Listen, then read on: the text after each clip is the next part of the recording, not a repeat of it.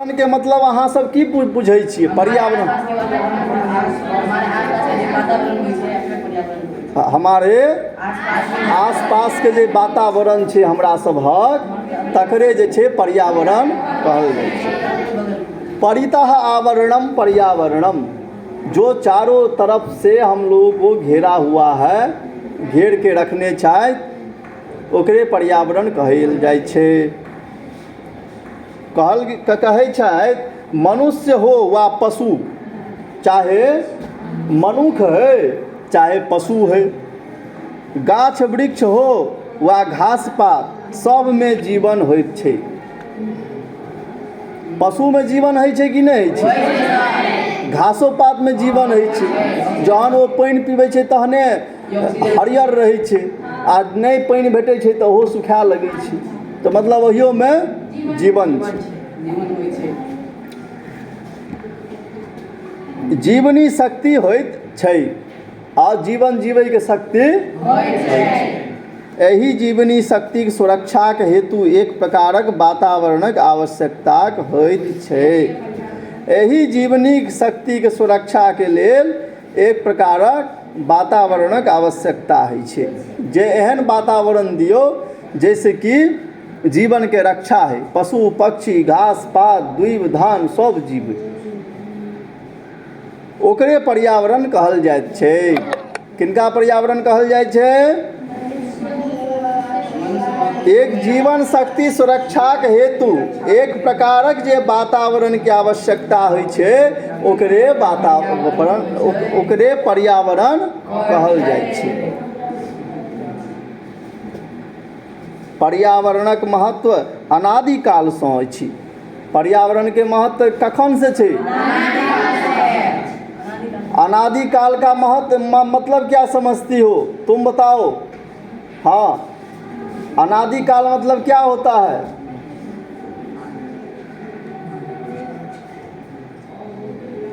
हाँ तुम बताओ।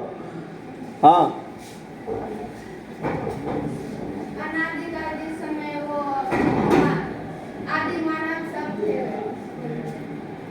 तुम बताओ।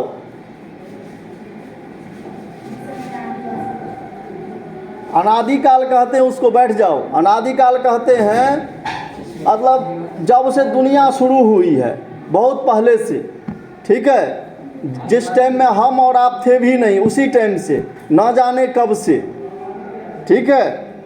तो अनादिकाल से अछि, अर्थात जिस टाइम हम लोग नहीं थे उस समय से भी पर्यावरण का महत्व है। वेद में कयल गेल अछि, वेद में कहल गेल छै मधुबातारितायते मधुक्षरन्ति सिन्धवः माधुर्नः सन्तोषधीः मधुनक्तमुतोखसो मधुपात पार्थिवगुं रजः मधुनक्तमुतोखसो मधुपार्थिवगुं रजः पितुर। तो ये जो है वेद का श्लोक है, जो कि यहाँ डैश डैश दिया हुआ है ना। तो जो हम श्लोक बोले हैं वो पूरा श्लोक है, यहाँ पे आधा दिया हुआ है मंत्र केवल, ठीक है। सुनो, मधुबातारितायते मधुक्षरन्ति सिन्धवः माधुर्नः सन्तोषधीः मधुनक्तमुतोखसो मधुमत् पार्थिवगुं रजः मधुज्योरस्तुनः पिता मधुमानो वनस्पतिर्मधुमान् अस्तु सूर्यः माधुर्गावो भवन्तु नः। ये पूरा श्लोक है। इसमें एहिमे की कयल गेल छै? पर्यावरण के महत्व बतायल गेल छै। पर्यावरण की छियै नहीं छियै ओहि चीज के में दर्शायल गेल छै। अब सोचो, जे आदमी मैथिली के या तो टीचर हुए या फिर संस्कृत के शिक्षक हुए, वह नीक से जे छै मैथिली पढ़ा सकैए। क्या तो देखो ये सब वेद मंत्र है, ये जो है यदि कोई दूसरा शिक्षक आएगा तो उसको पढ़ना भी नहीं आएगा। और हम लोगों को पहले से ये मंत्र याद है, क्योंकि हम लोगों के लिए ये नॉर्मल चीज़ है मंत्र जो है सो, क्योंकि हम लोग यही पढ़ के आए हुए हैं। तो एहिमे जे छै बसात, पानि, वनस्पति, प्राकृतिक, ई तीनों वस्तु प्रत्येक जीव लेल जरूर अछि।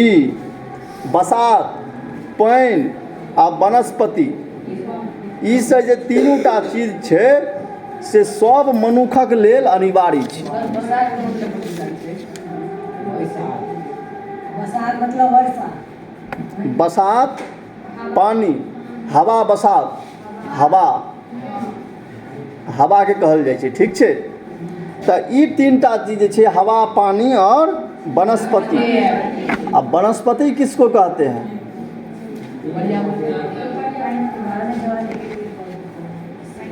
वनस्पति का परिभाषा जानते हो कोई?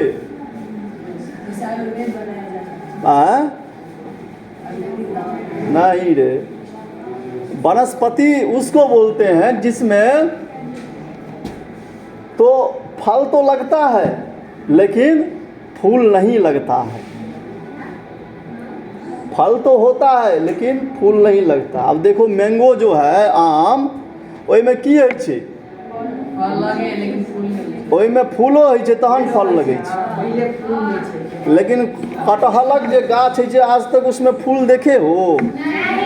उसमें कटहल ही फल जाता है। तो ये वनस्पति का वृक्ष है। वो कदम में भी फूल होता है, गुल्लरों में फूल होइ छै। तो कटहल जे होइ छै से वनस्पति के गाछ छै। कोन छियै? कटहल। नारियलों में पहले फूल होइ छै, ठीक छै। तऽ ई तीनू वस्तु प्रत्येक जीव के लेल आवश्यक अछि, जरूरी अछि। ई तीनू पर्यावरणक अंग थिक। ई की छै? पर्यावरण के अंग छै। तीनू के स्वच्छता प्रत्येक प्राणीक अस्तित्व रक्षाक अनिवार्य आधार थिक। तीनू के स्वच्छता अर्थात बसात के, हवा के सेहो, पानी के सेहो आ पेड़ पौधा के सेहो। तीनू के स्वच्छता प्रत्येक प्राणीक अस्तित्व रक्षक अनिवार्य आधार थिक। यदि मनुखक अहाँ अस्तित्व के रक्षा करऽ चाहै छी, यदि मनुष्य के जे सत्ता छै, जे स्थिति छै, मनुष्य के यदि अहाँ बचाबऽ चाहै छियै तऽ एहि तीनू टा के अहाँके बचाबऽ पड़त। एक दिन यदि अहाँ सब पानि नहि पीबै तऽ जील नहि हैत। पानि अहाँके चाहबे करी तहन अहाँ जिंदा रहबै। की बात सही छै ने? नहीं सही छै? बिल्कुल सही है। स्कंद पुराण में कहा गया है, कलो अन्नागत प्राणाः लोका स्वल्पायुषस्तथा। कलयुग में मनुष्य सब केहन हेता? तो कहल गेलैए यदि अन्न खेता तहन तो जिंदा रहता, आ यदि अन्न नहीं खाता तो जिंदा नहीं रहता। पाप कर्म परायणः कलो अन्नागत प्राणा लोका स्वल्पायुषस्तथा। और की हेता मनुष्य सब? तो हुनकर उम्र कम हेतनि। अपाप कर्म परायणाः, अपाप कर्म में लागल रहता हमेशा। तो एहि दुआरे बिना पानि के, अन्न के मनुष्य जिंदा नहीं रहि सकैए। ताहि दुआरे यदि मानव के अस्तित्व के रक्षा करऽ चाहै छी अहाँ तऽ एहि तीनू चीज के रक्षा करऽ पड़त। यदि एहि तीनू चीज के रक्षा नहीं करबै तऽ नहीं हैत। प्रत्येक जीव जंतु लेल सबसँ आवश्यक वस्तु अछि वायु। यदि हवा नहीं भेटत, वायु नहीं भेटत, कनिए जे धूप बेसी छै बजे सर पानी पीना है, सर बहुत गर्मी लग रहा है, हवा चाहिए। ये सब जो है कह रहे हैं बिना वायु से जीवनम न चलती, जीवन नहीं चलेगा। वायु के बिना केओ जीवित नहीं रहि सकैत अछि। वायु के बिना केओ जीवित नहीं रह सकैया। कियाकि तऽ सांसो जे लै छियै ने, वो हमसब वायुओ लै छियै।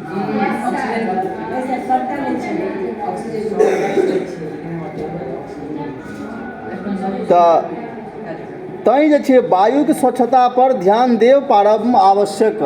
ताहि दुआरे जे छै वायुके स्वच्छता पर ध्यान देबाक परम आवश्यक छै। हमर पुरखा लोकनि एहि बात पर विशेष ध्यान दैत छलाह। हमर अहाँके जे पुरखा सब छलाह से एहि बात पर बेसी ध्यान दै छलखिन हैं, स्वच्छता पर। वातावरण के स्वच्छ रखबाक हेतु घर घर में होम करबाक परिपाटी छल। होम हवन वातावरणके स्वच्छ रखबाक लेल पहिले सब घरमे होम होइ छलैए, और आइ काल्हि जे लोग पूजा पाठ करतै तऽ ओकर विरोधे करऽ लगै छै, ई पूजा पाठ करै छै, ई होम करै छै। एना नहि हेबाक चाही। अपना सबके पूजा पाठके की करऽके चाही? सपोर्ट करऽके चाही, करेबाक चाही पूजा पाठ। कि होममे ओहने वस्तु सब जराओल जाइत छलैक जाहिसँ वातावरण शुद्ध होइ छल। होममे एहने एहने वस्तुके जलायल जाइ छलै जैसे वातावरण इन्वायरमेंट शुद्ध होइ छलै, नीक होइ छलै। पहिने लोकक संख्या कम छलै। पहिले की छलै? मनुखक संख्या कम छलैए, ठीक छै। आब जे छै मनुखक संख्या बहुत भऽ गेलैए। इसमें कोई मुसलमान भी हो? सही में नहीं हो। तो यदि तुम्हारे घर के आसपास में यदि कोई मुसलमान का टोला होगा तो एक मुस्लिम को कम से कम 7-8 बच्चे होते। अब सोचो क्या हालत होगा। ये सही बात है? सही बात है, ये होना चाहिए 7-7 बच्चे। नहीं होना चाहिए, अच्छी बात नहीं है। कल कारखाना स्कूटर कार से वायुमंडल प्रदूषित नहीं होइत छल। पहले जे छै कल कारखाना स्कूटर और कार से वायुमंडल प्रदूषित नहीं होइ छलैए। आजुक युग में वायुमंडल के प्रदूषण मुक्त राखब जतबे आवश्यक अछि ततबे कठिन। आइ के युग में वायुमंडल के प्रदूषण मुक्त राखब जतबे आवश्यकता अछि ततबे कठिन अछि। अखन वायुमंडल जे छै से स्वच्छ रखनाइ संभवे नहि भऽ रहल अछि। बहुत मनुख गेलैए भऽ और बहुत की भऽ गेलै? प्रदूषण सब फैल रहलैए। एहि कारण हमसब जनैत छी जे बरसात में अनेक प्रकारक गैस मिलल अछि। हमसब जनै छी जे हवा में की रहै छै? बहुत प्रकार के गैस रहै छै। एही में प्रमुख अछि ऑक्सीजन, कार्बन डाइऑक्साइड और नाइट्रोजन। कोन कोन गैस के नाम कहलकैया? ऑक्सीजन, कार्बन डाइऑक्साइड और नाइट्रोजन। ऑक्सीजन मनुष्यक हेतु आवश्यक अछि। ऑक्सीजन जे छै मनुष्य के लेल कार्बन डाइऑक्साइड गाछ वृक्ष लेल। कार्बन डाइऑक्साइड ककरा लेल?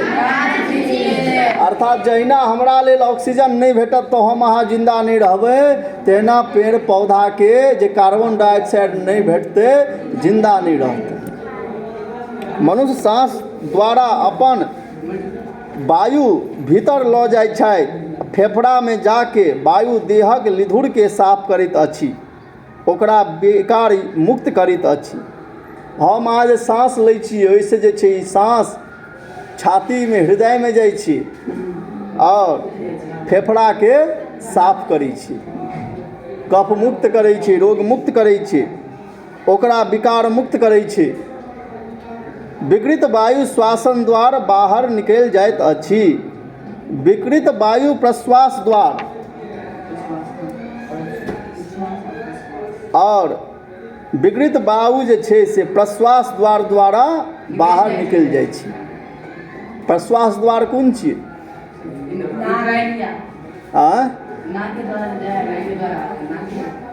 अच्छा, तो एहि द्वारा निकल जाइ छै। मुदा सब नहीं निकल पबैत, मुदा सबटा नहीं निकल पबै छै। कोनो रूप में जे रहि जाइत अछि से हमर शरीर तंत्रक प्रभावित करैत अछि आ हम विभिन्न प्रकारक रोग सँ ग्रस्त भऽ जाइत छी।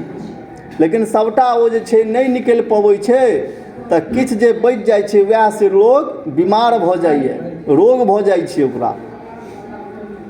प्रदूषित वायु में सांस लेला सँ दम फूलऽ लगैत अछि।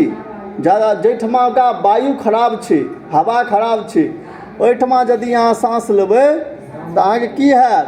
दम फूलऽ लागत, सांस लै में दिक्कत हैत, प्रॉब्लम हैत। धुआं, धूरा में मिश्रित कण, सड़ल गलल वस्तुक गंध आदि हवा बसात के दूषित करैत अछि।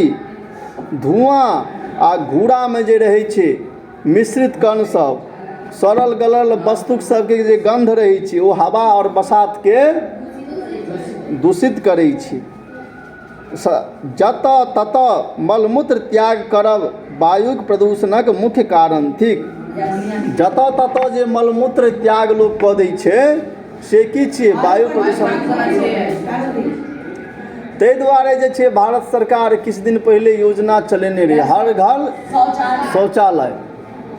एहिके द्वारा जे छै भारतके एकेटा जे छै से लैट्रिनके 5-5 बेर लोक फोटो खींचके 5-5 बेर पैसा उठेलकै। जै गोटा ततेक पाइ उठेलकै लोकसभ। लैट्रिन बनेलकै नहीं 5टा, लेकिन 5टा लैट्रिनके पाइ उठेलकै।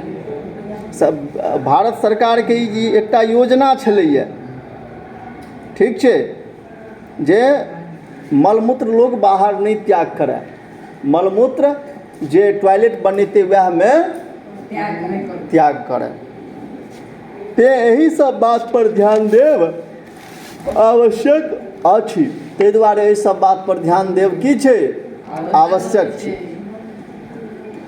मोरी आ पानीसँ भरल छोट मोट खादी सबके झाँपि कऽ रखलासँ वायु प्रदूषित होयबासँ बचैत अछि। यदि अहाँके छोट छोट खादिमे पानि भरि गेलैए तऽ तिनका यदि अहाँ मोरी और पानीसँ यदि झाँपि के रखबै तऽ ओ की हैत? वायु प्रदूषित से बचि जायत। घर में पैघ पैघ खिड़की लगायब। घर में बड़का बड़का खिड़की लगेबाक चाही। सुतैत काल खिड़की सबके खुजल राखब। सुतैत काल में खिड़की के खुजल राखक चाही। भोरक स्वच्छ वायु में टहलब स्वास्थ्य हेतु लाभकारी अछि। आ भोरक स्वच्छ वायु में जे छै टहलब की होइ छै? स्वास्थ्य के लेल लाभकारी अछि। पेट्रोल डीजल सँ चलावला वाहन के नियमानुसार धुआं सँ मुक्त राखब नितांत आवश्यक अछि। पेट्रोल डीजल से जे चलऽ वाला वाहन सब छै ओकरा नियमानुसार धुआं सँ मुक्त राखब बहुत आवश्यक होइ छै। वायु के बाद दोसर सबसँ महत्वपूर्ण वस्तु थिक जल। वायु के बाद कोन छै दोसर सबसँ बेसी महत्वपूर्ण? जल। जल के जीवन सेहो कहल जाइत अछि। जल ही जीवन है। Water is life. जले जे छियै ओ जीवन छै। जल के जीवन सेहो कहल जाइत अछि। प्रत्येक जीव जंतु आ गाछ वृक्ष के जलक आवश्यकता अछि। प्रत्येक जीव जंतु के गाछ वृक्ष के जल के आवश्यकता होइ छै। पहिने नदी के जल शुद्ध रहैत छलै। पहिले नदी के जल शुद्ध रहै छलैए, तैँ नदी में स्नान करब पवित्र काज मानल जाइत छल। ताहि दुआरे नदी में स्नान केनाइ पवित्र मानल जाइत छलै। मुदा आब से बात नहीं अछि। आब नदियो जे छै से शुद्ध नहीं रहि गेलैए, प्रदूषित भऽ गेलैए। अनेक प्रकारक गंदगी नदी के पानी में मिलैत अछि आ ओकरा दूषित कऽ दैत अछि। कहै छै अनेक प्रकार के गंदगी नदी में जाके मिलै छै आ पानी में मिल के ओहि पानी के दूषित कऽ दै छै, खराब कऽ दै छै। कल कारखानाक गोदाओस बहि कऽ नदी में खसैत अछि। कल के और कारखाना के जे गदौस सब रहै छै, खराब चीज सब जे रहै छै ओ कतऽ जाके बहै छै? नदी में बहै छै आ नदी के पानी के विषाक्त कऽ दै छै, मतलब खराब कऽ दै छै, प्रदूषित कऽ दै छै। जल जे छै ओ विष बनि जाइ छै। गंगा सन पवित्र ओ विशाल नदी के पानी सेहो प्रदूषित भऽ गेल अछि। गंगा नदी के पानी जे छै सेहो प्रदूषित भऽ गेल। कहबी छै जे पानी पीबी से छानि कऽ आ बाजी बात जानि कऽ। पानि पीबाक चाही छानि के, और बात बाजक चाही जानि के। किया? ऐसे शुद्ध पानि पीब आ जानि के जे बात बजबै ककरोसँ झगड़ा नहीं हैत। जे ऑथेंटिक चीज रहतै, जे प्रमाणिक चीज रहतै सएह अहाँ बजबै। ताहि दुआरे कहबाक तात्पर्य ई जे अशुद्ध जलक उपयोग हानिकारक थिक। कहबाक कारण ई छनि जे अशुद्ध जलक उपयोग जे छै से की छियै? हानिकारक छै। हमरा शरीरके लेल, अहाँके शरीरके लेल हानिकारक। जलक महत्वके ध्यानमे राखि कऽ हमर सभक पुरखा लोकनि पोखरि आ इनार खुनबैत छलाह। जलके कतेक महत्व छलैए, ओहि महत्वके जानि के हमर अहाँके जे पुरखासभ छलाह से सब पोखरि खुनबै छलखिन आओर इनार खुनबै छलखिन। पोखरि इनार खुनायब प्रतिष्ठाक कार्य बुझल जाइत छल। पहिले जे छै पोखरि इनार खुनायब प्रतिष्ठाके काज, बहुत पैघ चीज मानल जाइ छलैए। मिथिलामे कतेक राजा तेहन तेहन पोखरि खुनेने छथि। मिथिलामे बहुतो राजा जे छै से पोखरि खुनेने छथि, जाहि कारणे हुनका लोकनिक नाम आइ धरि लोक लैत अछि। ताहि दुआरे ओहि राजा सबके नाम पोखरि इनार खुनेने छथि तऽ आइ धरि लोक हुनकर सबके नाम लै छनि। राजोखरी पोखरि नामी अछि। राजोखरी पोखरि कतौ छलैए से कहै छै जे नामी अछि। मिथिलांचल नदी मातृक प्रदेश थिक। मिथिलांचल जे छियै से नदीके नानी गाँव छियै। एहिठमा मिथिलामे बहुत सारा नदी बहै छै समय समय पर। ताहि दुआरे केओ पूछत जे नदीके मामा गाँव कतऽ, तऽ कहबै मिथिलांचल। मिथिला जे छियै से सब नदीके मामा गाँव छियै। ओहिठमा जे छै बहुत सारा नदी बहै छै। ताहि दुआरे कहल गेलैए जे नदीके मामा गाँव नानी गाँव कतऽ छियै यौ नाना गाँव? मिथिलामे। किनको से पूछबै तो वो नहीं बता पेता। नदी के मामा गाँव कतऽ तो नहीं बता पेता। तेँ एहिठाम जलाशयक प्रचुरता अछि। ताहि दुआरे एहिठमा जलके कमी नहि होइ छै। इनार पोखरि आ तालाबके कमी नहि छै। एकर उपयोग गामक लोक करैत अछि। एकर उपयोग गामके लोकसभ करैत अछि। किंतु आइ काल्हि गामो घरमे पोखरि इनार पानीके उपयोगमे आनब लोक छोड़ने जा रहल अछि। किंतु आइ काल्हिके गामो घरमे लोक जे छै पोखरि इनारके पानि नहि उपयोग कऽ रहलैए। तकर मुख्य कारण एहि सब जलाशयक दूषित होयब थिक। चूँकि आब जे छै सबटा जलाशय दूषित भऽ गेलैए, पोखरि इनारके पानि खराब भऽ गेलैए। ताहि दुआरे लोक नहि पीबै छै। आब कलक पानी बेसी शुद्ध बुझाल जाइत अछि। आब कलेके पानि जे छै बेसी शुद्ध बुझाइ छै। मुदा कलक जलके सेहो विभिन्न प्रकारके स्वच्छ बना कऽ पीबाक आवश्यकता होइत अछि। लेकिन आब कलोके पानिके जे छै से आरओमे लोक स्वच्छ बनबैए, तहन ओ स्वच्छ होइ छै, तहन लोक पीबैए। तात्पर्य ई जे वायु जकाँ जल सेहो जीव मात्रक लेल आवश्यक अछि। तात्पर्य हिनकर कहैके छनि जे जेना वायु छै, हवा छै, तहिना जे छै पानि जे छै सेहो मनुखक लेल आवश्यक छै। पशु पक्षी सबके लेल आवश्यक छै, जीव मात्रके लेल आवश्यक छै। तैँ जलाशय आ जलागारक स्वच्छता पर ध्यान देब पर्यावरणक निर्मलता हेतु अनिवार्य थिक। ताहि दुआरे जलाशय आ जलागारक स्वच्छता पर ध्यान देब जे छै से पर्यावरणके शुद्धताके निर्मलताके लेल अनिवार्य अछि। तखन जे छै जलाशय शुद्ध हैत, जल शुद्ध हैत, से कहै छथि। तऽ एहि प्रकार आइ 8वाँ तक पढ़ब आओर फेर आगाँ काल्हि हैत तऽ एहिठमा चिन्ह कऽ देबै, फेर काल्हिसँ पढ़बै एहिठमासँ। ठीक छै।